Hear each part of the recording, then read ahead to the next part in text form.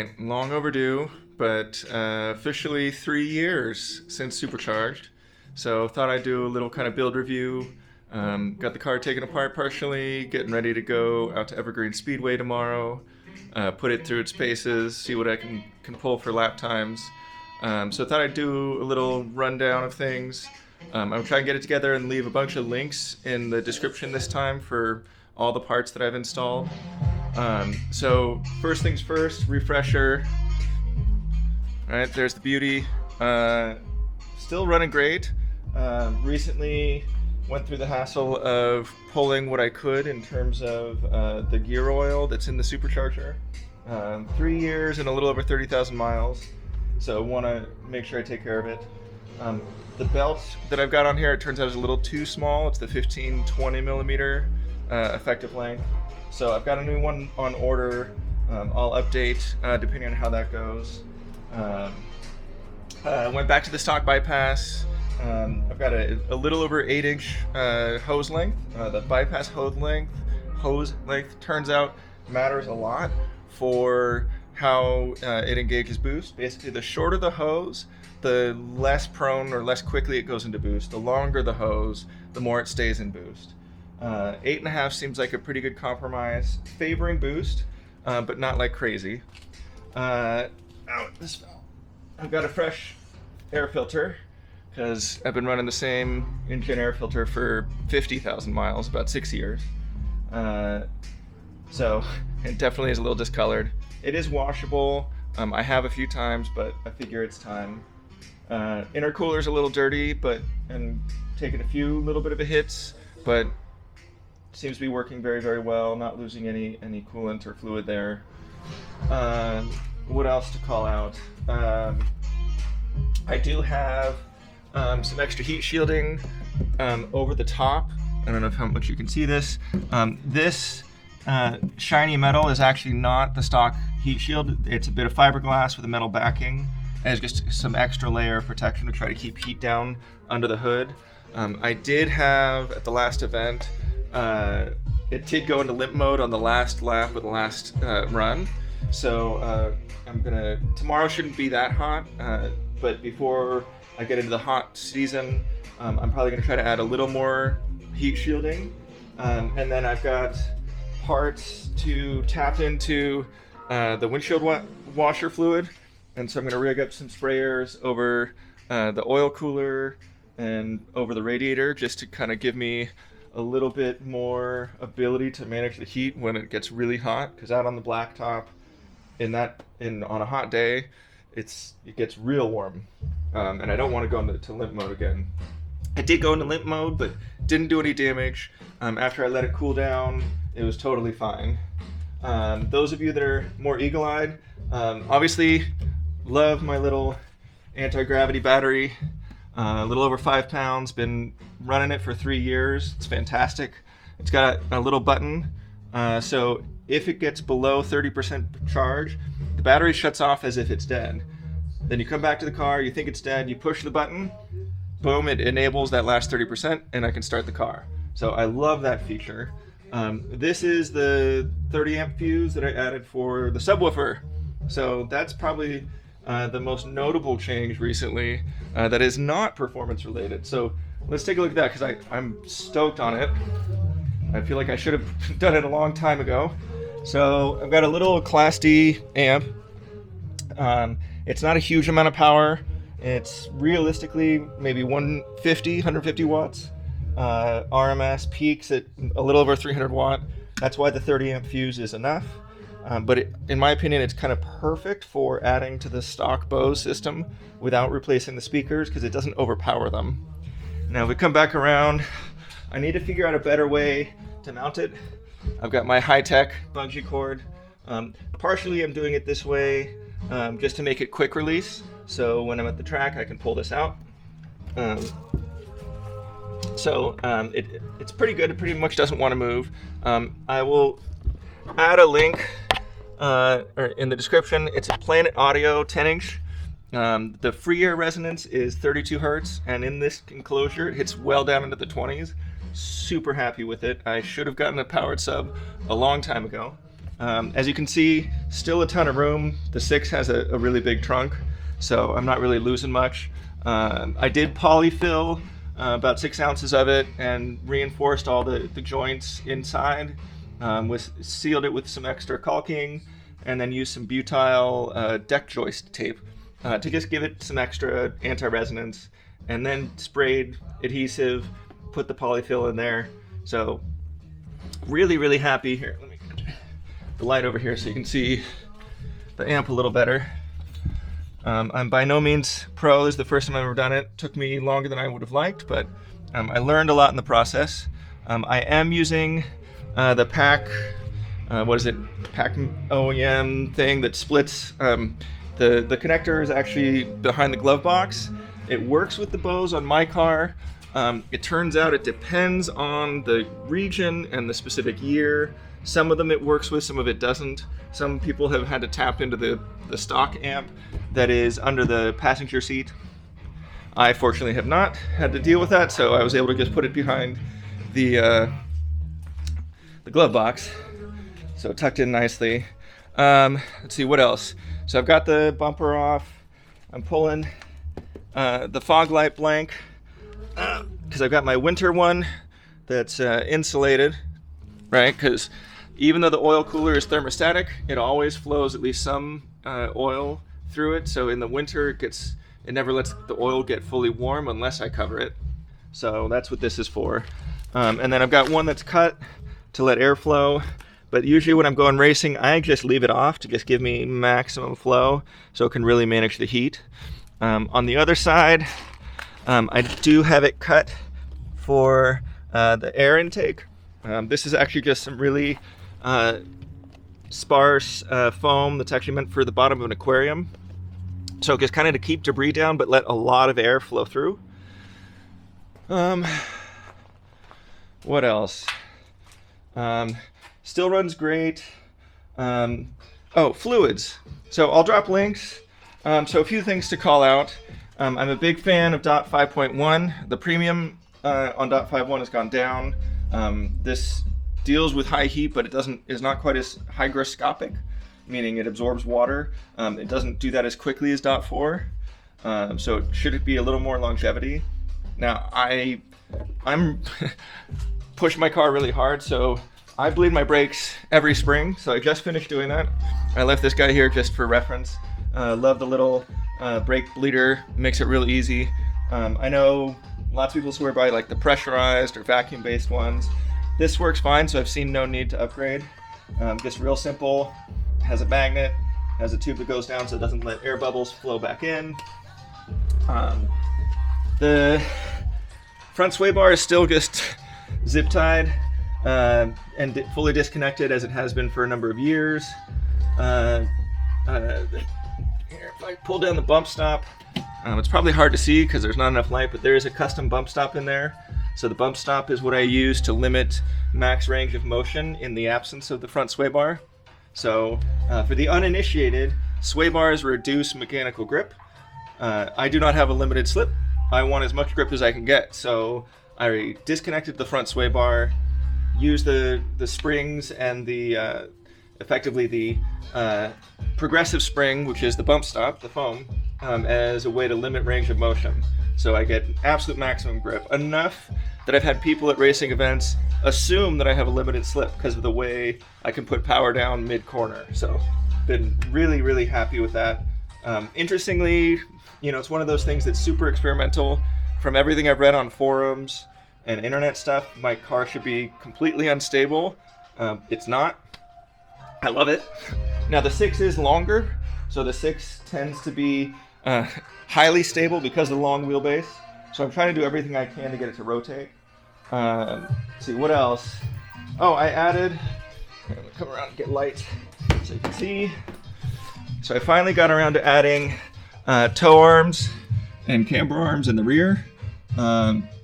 Nice and pretty in blue. I'm sure it'll get dirtier quickly. I'm running almost zero tow, about minus 2.5 degrees of camber, both front and back, which I think is a nice sweet spot of a good amount of camber, but not so much that I'm wearing tires unevenly or losing straight line acceleration or braking. Let's see what else. Oh, now this one I can't really show much. By the way, trophy. Love that from the last event. Hopefully I can get some more. So, rigid collars. These things are freaking amazing. Now there's nothing really to show, but I will get under here and try to illustrate what these did. So, we're looking under here. Now there's the major bolts for the LCA here and here. There's actually a washer where basically it seats in there and fills the gap. Turns out there's some pretty big gaps here, here, here, here. There's a subframe bolt up above the LCA. Makes a tremendous difference. The car handles so directly. It feels like the subframe was welded to the car. Now the other really cool thing about the rigid collars, it makes it more comfortable. So I have a rather stiff suspension. So let's see, spring rate is 6K in the front, 7K in the back, which doesn't sound that high, but on these Godspeed Mono SS, they're cheap coilovers. They're really well built, but they obviously were not like custom calibrated for this car. So the dampers are way over damped. So they're pretty stiff. They take about 100 pounds of pressure. I measured it. On each corner, it takes 100 pounds of pressure just to start moving that. So it's pretty stiff. With the rigid collars, it's still firm, but when I hit a bump, it's like the bump is done much faster and there's less jostling. So the cornering is better, but maybe the best part of the rigid collars is the comfort for commuting. Like, wow, I did not expect that.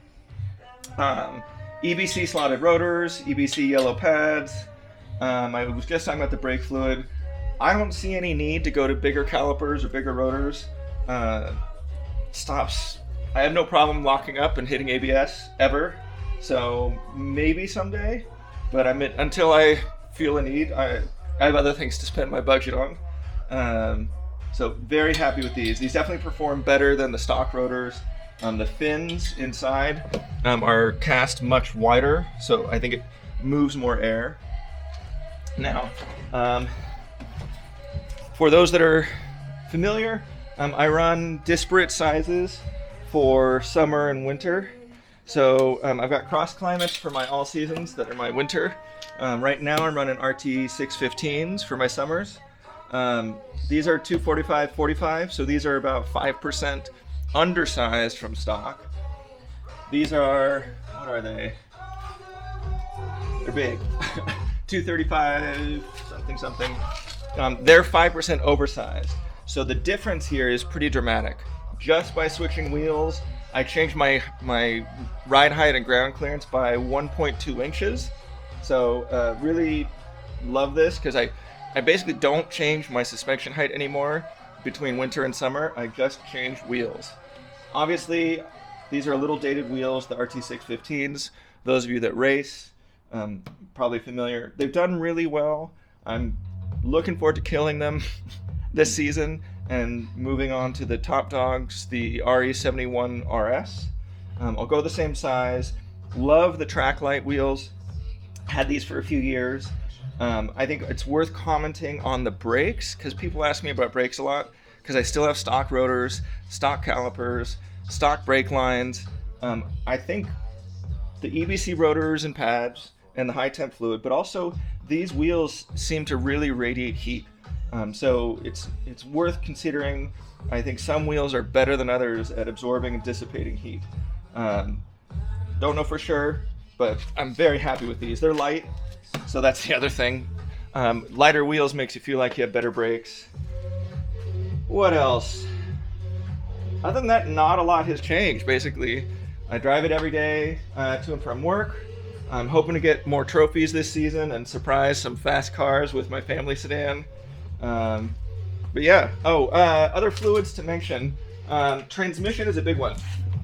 All right, I think there's a lot of fear and misinformation about these Skyactiv transmissions. They're awesome transmissions. They are not like a regular slush box. They have a multi-plate clutch. It fully locks up. Shout out to Justin Freeman and G-Sauce Tuning. He's rebranding. It was Secret Sauce or Mazda Sauce Tuning. He's going with G-Sauce and getting a website. I'll link to that in the description. But his tune helped increase the pressure of those clutch plates. So the transmission shifts a little firmer, a little faster. The other piece is I replaced the fluid. I've changed it a few times. I'm only at 70,000 miles. I dropped the pan at 30,000, and I've drained and refilled what I could from the transmission probably 4 times. I'm using this Transyn Dex VI fluid that is rated, if you look it up, it is rated for this Mazda transmission. It seems to be much more heat tolerant. Even at 30,000 miles before the supercharger, when I drained the fluid from the transmission, granted I've pushed it, I've used my car, it smelled really burnt, like really burnt. Since switching to this, I've drained it and I've abused it a lot more, putting a lot more power with the supercharger. Still smells clean and fine. So this has made a big difference. And then this one I was a little iffy about. This is really new from LubeGuard. I've loved their molybdenum additive for oil for years. This is specifically geared towards aluminum protection.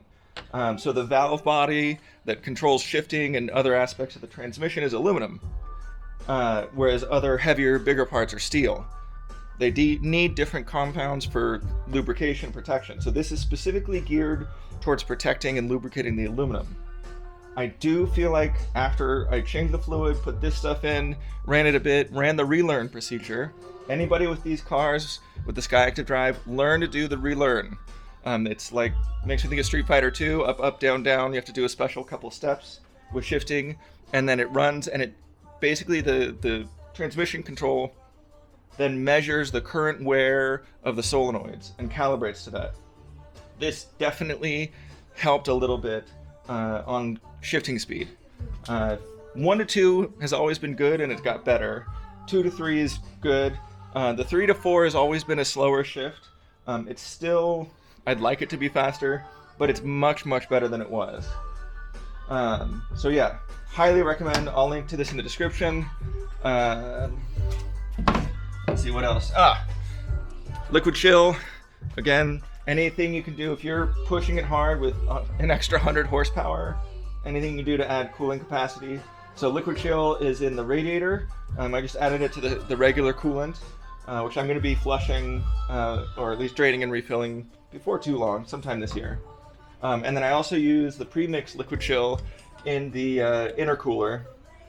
So it's got the water to air intercooler here.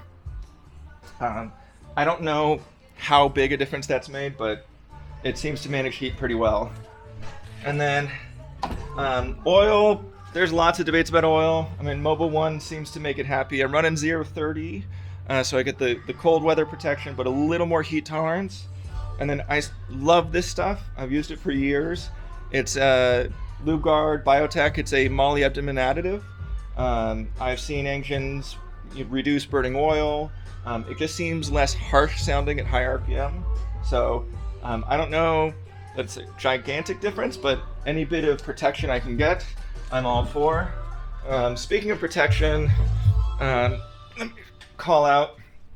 So this right here, so I was talking about the gear oil. So this is Tribodyne 3-stage technology, blah, blah, blah. It's a really high quality supercharger oil. The bottle's a little expensive. I think it's $20, but when I replace it, I only use maybe 1.5 ounces. So I can do it 4 times before I need to buy another bottle. It definitely quieted down. I was starting to get to the point where I could hear the gears sometimes, kind of a mild whining, grinding sound. Since doing this a few weeks ago, completely gone. So highly recommend. I love this stuff. It is not just like regular gear oil. Anything I can do to extend the longevity of this. I plan to keep this car for a long time. Personally, my plan is eventually to get a project car. and then keep this as my daily and keep driving it for another decade or more. So maintenance, longevity is important to me. I think that's about all I've got to update. I mean, mostly it's kind of non-eventful. It's doing what it's supposed to. I've got I'm going to be pulling the fuel pump to pull the check valve. That's supposed to give a 5% extra peak flow. So anything I can do to just make sure I don't run lean at the wrong time. Again, longevity. Yeah, so it's been long overdue. Haven't made a video all year, so 3 years. It's crazy. Thank you all for the support, the interest. Let's see, is there anything else? I think that's it. So yeah, I'm going to be hitting the track tomorrow. I'll probably drop some POV footage from racing. Hopefully I can podium. We'll see. Until I get better tires, it's going to be hard. And I'll probably get some drone footage and play around and stuff. So, all right, awesome.